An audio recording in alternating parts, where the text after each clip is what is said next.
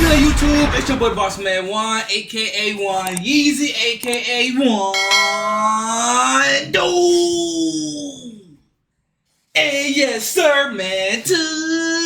Today we got the great JxmyHighroller, the greatest MVP race of our time. Now, by the thumbnail and by the title, I know for a fact it's cap. Like, dog, we got Jokic and we got Shai Gilgeous-Alexander. Both great players, but honestly, man, the race not even close.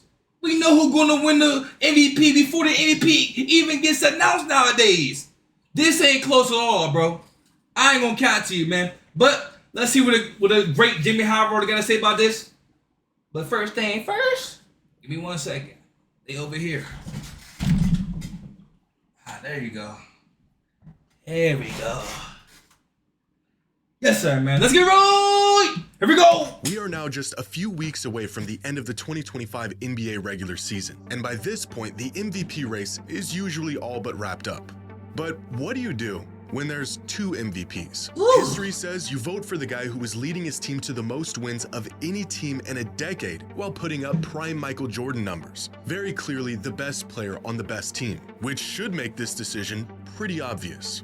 Except it's not, because history has never seen a season like the one Nikola Jokic is having. It's better than this one. They say this literally every year. Dog! He keeps on getting better. Literally. It's always a year where Jokic is doing something we never seen a big man especially do. He's putting up numbers at an efficient rate. Something we have never seen a big man do. Like, bro. He keeps on getting better. Therefore, every year is going to be Jokic doing something we have never literally seen before. Literally. This dude's a monster. One, and this one, and this one. In fact, it is possibly the most impactful season. The sad thing about it is, he already got two. And y'all robbed Shai Gilgeous-Alexander last year. So this year, he had the best record by far in the West. He's putting up 30 a game. Say what you want about the free throw, but he's putting up 30. You gotta give it to him. Like it's just what it is, bro. It's how the game is. Anyone has ever had. But let's see if we can make a case for Jokic. Campaigns and only one trophy. It is the greatest MVP race in recent history, and it has left voters completely torn, questioning what it even means to be the NBA's most valuable player.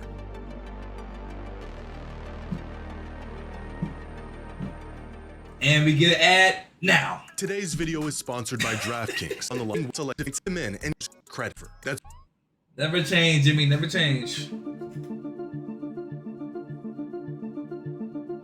the most compelling case someone can make to be the most valuable player in the league is to put up the best numbers in the league. This isn't the only ingredient to the MVP recipe, but it's a big one. And right now, Jokic and Shai aren't just having the two best seasons in the NBA, they're having two of the best seasons of all time. Just looking at some simple box score numbers, Nikola Jokic jumps off the screen like the obvious favorite. A near 30-point triple-double on nearly the best efficiency in the entire league, and the first player to ever be top 3 in points, rebounds, and assists. Numbers that make Shai's season look a bit pedestrian, despite being historic. 33, 5, and 6 on at least 60% true shooting is a stat line that has only been achieved by 3 other players in the history of the NBA: Michael Jordan, James Harden, and Luka Doncic across 5 different seasons. Although none of them were as efficient from the floor as Shai is this season. However, box score numbers by themselves have never been quite enough to compel voters. Of these 5 previous seasons, only one of them ended up winning the MVP, Michael Jordan in '88. And to pull it off, he had to also be the best defensive player in the league. in the case of Jokic, there's only been one season in modern NBA history that compares to his, Russell Westbrook in 2017. And that season, he was the runaway MVP, receiving 69 of the total 101 first-place votes. The glaring difference between these two seasons? The mile-wide gap in their efficiency. Nearly a decade and some of the most absurd statistical seasons later, and God damn, let's say 5 turnovers per game? Golly! That boy Russ turned out pill over, man. Sheesh.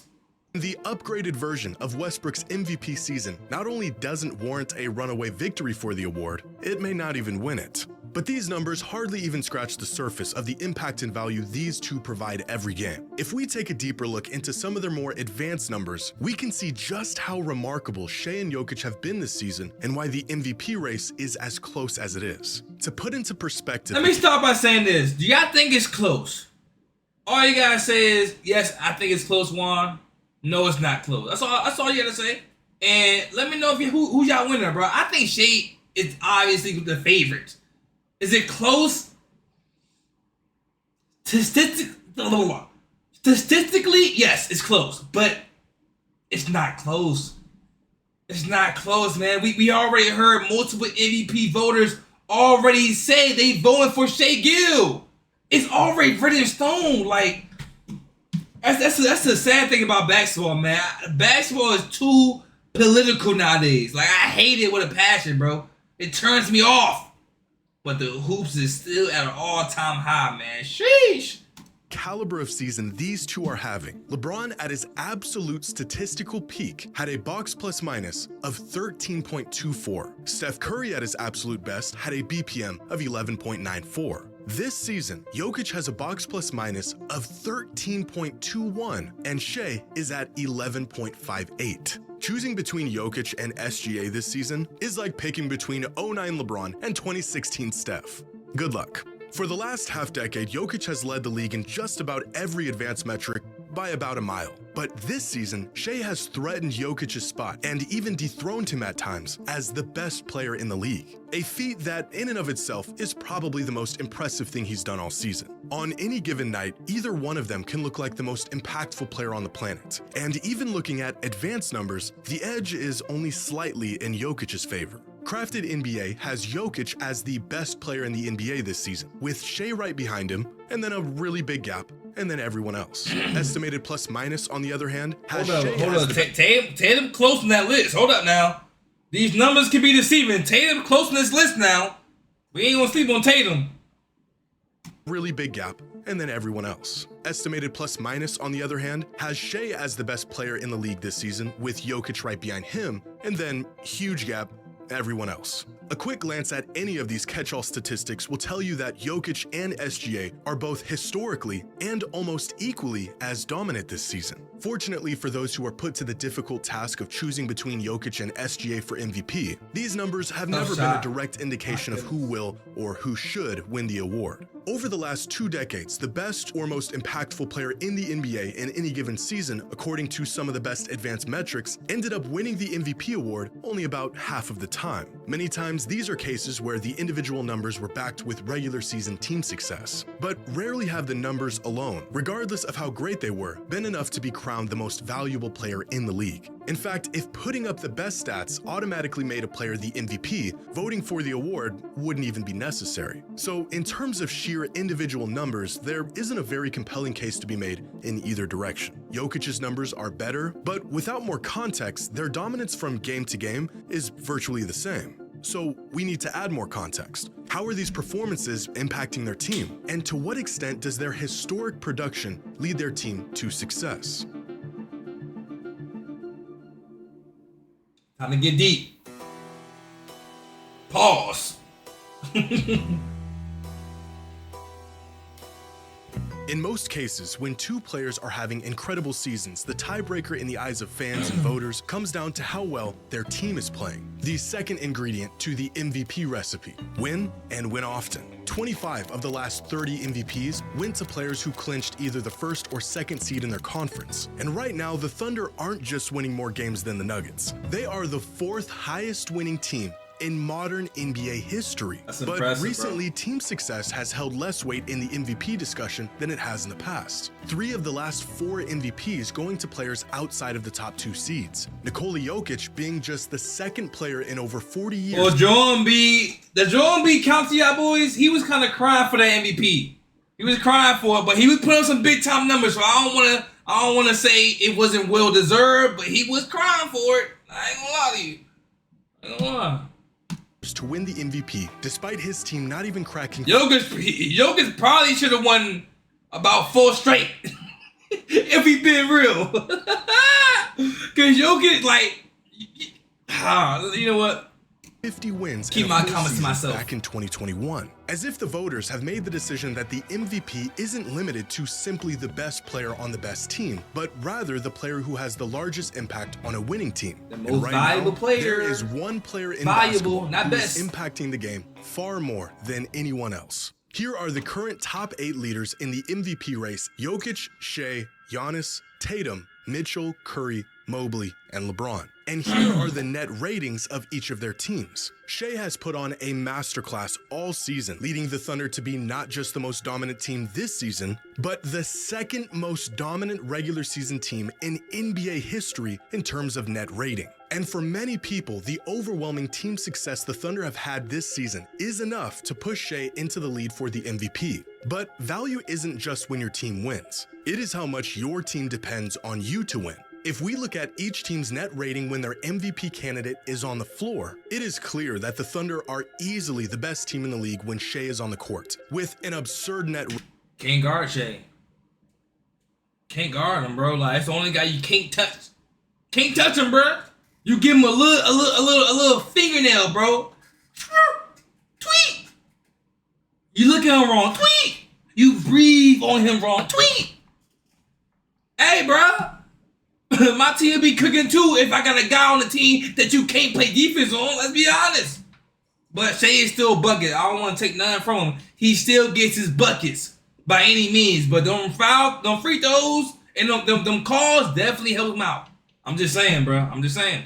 Rating of plus 18.3. This means that when when Shea is on the floor, the Thunder are nearly 20 points better than their opponents per 100 possessions, followed by the Cavs with Mobley, the Cavs with Mitchell, and the Nuggets with Jokic. But the most revealing measure is the difference a player makes for their team when they're on the court versus when they're off the court, where Nikola Jokic jumps out as by far the most valuable and important player to his team in the entire league. His presence on the floor is the difference between the Nuggets being a net negative 8.2 points, bordering the worst team in the NBA, and a plus 10.6, one of the best teams in the NBA.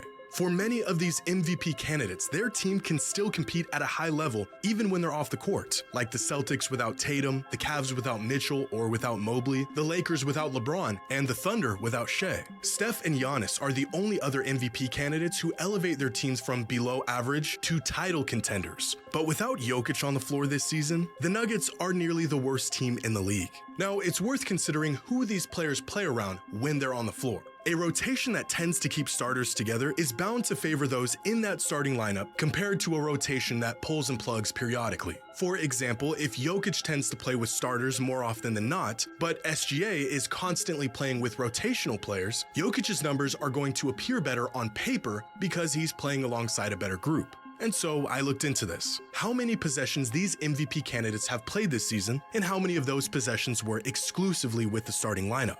And it turns out that Nikola Jokic does have the benefit of playing with the best players on the Nuggets more than any of these other candidates play with theirs. 17% of all of his minutes on the court coming alongside the Nuggets starters. For comparison, Steph only plays with the Warriors starting lineup 9% of the time. But in most cases, this number is negligible. For example, Giannis plays with the Bucks starters virtually as much as Jokic plays with his. And at most, the difference in time these players see on the court with their best unit varies by less than 10% of their total playing time. In other words, it doesn't really matter who Jokic is playing around. He rises the tides for his entire team significantly more than anyone else in the entire league. In fact, according to Cleaning the Glass, when you translate these on-off splits to an estimation of impact on Denver's record, the Nuggets are a staggering 45 wins better as a team when Jokic is on the floor versus when he isn't. For comparison, Shea's on-court impact on the Thunder projects to them being about 15 wins better as a team. But this is where the discussion becomes a matter of what you value most in your most valuable player. I don't know. Yeah, I think so. If Shea Gill does not play for the Thunder, right? Say he sat out and played baseball or something. Y'all don't think the Thunder will go anywhere? What see y'all think the Thunder be in? I like Jay Will. They got a nice team, bro. I like Chet Holmgren, but he gets injured a lot, but I still like him. They got Hartenstein. They got some balls over there. I ain't gonna lie to you, bro. But Shea is the engine, bro. I ain't gonna lie, man. I don't think the Thunder will be. The Thunder will be fine for. They'll be fine for a playing spot if Shea Gill ain't there. I feel like, man. I ain't gonna lie to you. Jay Will ball though. Jay Will would have to average like about 27, 28. I don't know how much he averages now, but I think he might average like 20, maybe. I don't know, but 22 probably. But if Shea Gill gets on the team, his scoring numbers have to go up. But are they going to mean much? I don't know, bro. I don't know. And I think Denver does better because they're a lot older and they've been there before, and they war ready more than the Thunder. So I think the Denver Nuggets would be way better than the Thunder. I think the Denver Nuggets would be way better than the Thunder while they're starters, while they're superstars. My bad. Yeah, I think the Denver Nuggets would be a lot better, bro, than the Thunder, for real. Because while Jokic elevates the Nuggets to one of the best teams in the league, Shea elevates the Thunder to being one of the best teams of all time. Is it more valuable to drag your team from being bad to being in title contention? Or is it more valuable to elevate your team from title hopefuls to overwhelming title favorites? This is essentially what the MVP race is boiling down to. A player with ungodly numbers propelling his team to compete at a level they have no business being at, or a historically great scoring juggernaut who is the sole leader of the best team in recent history. And the answer to this question may boil down to a third and final ingredient to the MVP award, a factor that is often ultimately decided who has won in the past and will more than likely be the deciding factor this season. Boy, Shea, man. Woo! That boy Jokic, though. Woo! The story we're going most for. Recent MVP straw poll, 100. I ain't gonna lie. These some Nike just do it type of like images right now. Like a story worth voting for. Like I can see the Nike sign like behind that, bro. Goodness. Some good images. In ESPN's most recent MVP straw poll, 100 members of the media were asked to cast their vote on who they thought was the MVP of the 2025 NBA season. The results? Within the top 5, Donovan Mitchell received 0 first-place votes. So did Tatum, and so did Giannis. Nikola Jokic received 30, and Shai Gilgeous-Alexander received 70 of the 100 first-place votes. So far, the media has spoken, and they think Shai is this season's most valuable player. But in more recent surveys asking players, NBA executives, and NBA analysts, out of the 25 votes that were casted, 18 were in favor of Jokic, and only 7 voted for Shai. Which brings us to our third ingredient in the MVP.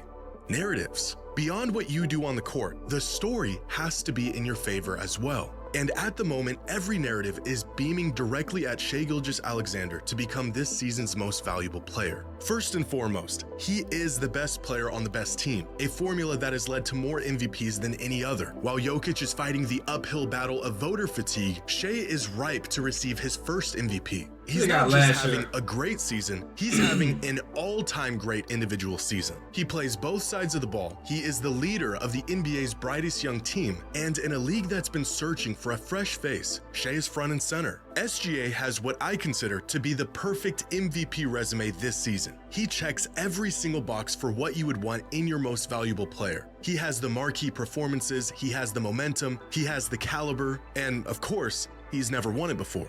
Exactly. But narratives can also That's the most important part about it. That's the most important part about it. He's never won it before. And he's doing what he's doing.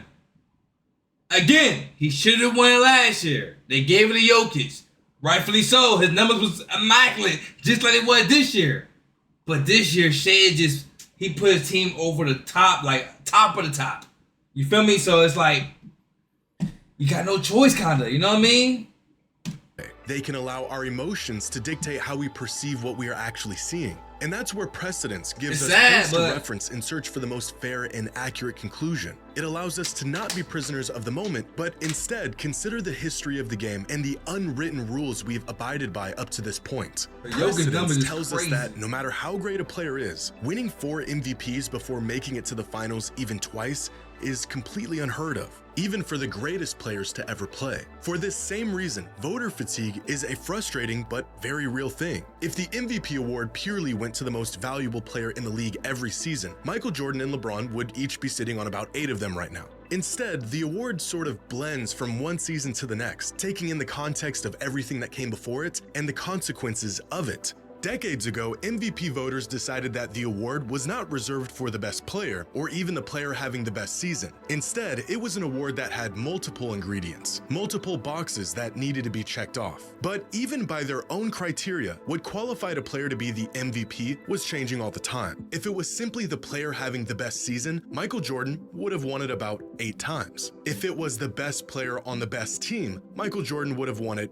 about 8 times. But instead, he has 5, which has essentially set a firm benchmark on how voters vote for the foreseeable future. Voters messed up by not rewarding MJ with the number of MVPs he rightfully earned, and so every player that came after him is held to the same arbitrary, convoluted standard. As bro, I ain't gonna lie, LeBron should have had 6. Let's be honest here, bro. LeBron should have had 6. They always got LeBron under Jordan, bro. I be hating that, man. LeBron ain't gonna get his he never gonna tie Jordan, bro. He should have had 6 of them things, bro. Every player that came I guess you could say the same thing with Jordan, right? Maybe. After him is held to the same arbitrary, convoluted standard. As one fan put it, sports writers regret not giving Jordan all the MVPs and now punish everyone after that like it's a Supreme Court case and not just something they could change at any time. A case of we do it this way because we've always done it this way. The MVP award should be given to the most valuable player in the league, but it's not quite that simple, and it never has been. To make the argument that Jokic deserves the MVP because he is objectively having the best season in basketball right now would be the most logical conclusion. But it would also be ignoring the 78 years of history, tradition, and expectations that we have come to follow. Based on the responses to this discussion so far, it appears that now more than ever, the players and the people involved in the NBA from game to game view the award as a reflection of simply who is the best, most impactful player, and the media looks at it through the lens more of story and narrative. And in the end, it is the media who gets to vote. With less than a month left in the regular season, the race for the MVP only seems to be getting tighter with each game. And in what is shaping up to be the greatest MVP battle we have ever seen, voters will have to either stay the course and vote for a player that has built a near perfect MVP case, or make a rare exception to a player that is quite possibly having the most impactful individual season in modern NBA history.